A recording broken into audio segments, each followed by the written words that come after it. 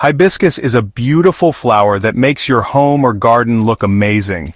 This plant is a dream for every gardener and famous for their bright, colorful blooms, but growing them the right way takes a little more than just watering them once in a while. Here's the truth.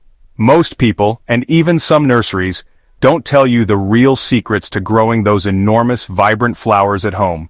Today, I'm revealing all the insider tips, the proper care, the mistakes to avoid, and secret techniques to make your hibiscus not just survive, but truly thrive. Stick around, because with these information I'm about to share today, you are going to thank me for life. Let's start with sunlight. The #1 rule for hibiscus success is giving them proper sunlight. Hibiscus are tropical plants at heart, and they crave the light. Outdoors, they need at least 6 to 8 hours of direct sunlight every single day. The more sun they get, the more blooms you'll see.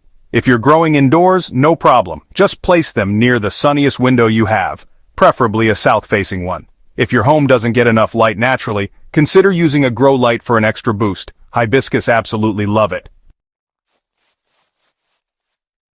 Rotate your hibiscus pot once every week to make sure the whole plant gets even sunlight exposure. This prevents it from growing lopsided and promotes more balanced blooming. Hibiscus is a little bit picky when it comes to water. It loves consistent moisture, but it hates sitting in soggy soil. The golden rule: water when the top inch of soil feels dry. Water thoroughly until water runs out the bottom of the pot. Always empty the saucer under your plant. Don't let it sit in standing water. During summer, you might need to water almost every day, especially if your plant is outside in full sun. But in winter, slow it way down. Hibiscus enters a kind of resting phase and only needs water when the soil feels dry deeper down. Use lukewarm water instead of cold water. Hibiscus plants are sensitive to temperature shocks. Most nurseries will sell you a hibiscus in basic potting soil.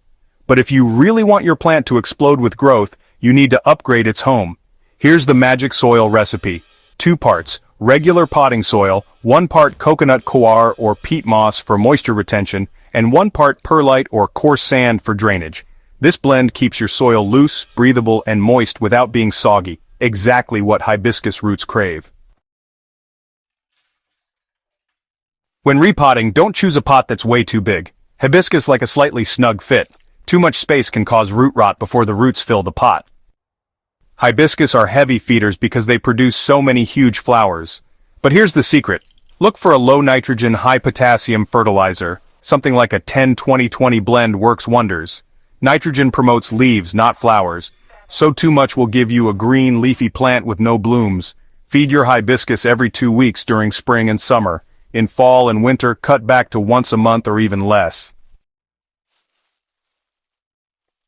Add a tiny pinch of Epsom salts, also known as magnesium sulfate, to your watering can once a month.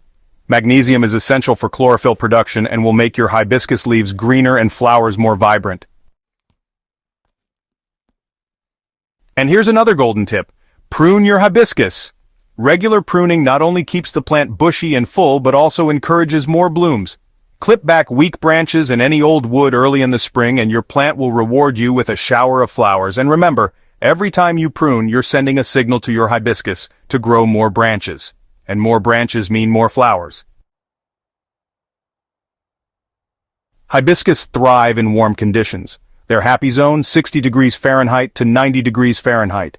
If the temperature dips below 50 degrees Fahrenheit, you'll start to see problems.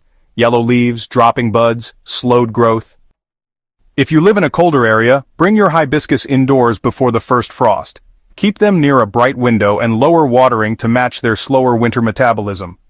During winter dormancy, don't panic if your hibiscus drops some leaves. It's normal. Just focus on keeping the roots alive and it'll bounce back even stronger in spring.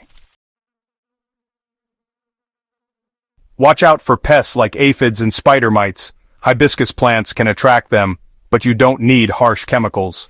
A simple spray of neem oil once every 2 weeks keeps pests away naturally, and wipe their leaves occasionally with a damp cloth. A sudden infestation often happens when a hibiscus is stressed, like from overwatering, underwatering, or temperature swings. Happy, healthy plants naturally resist pests better. And now for one last insider secret.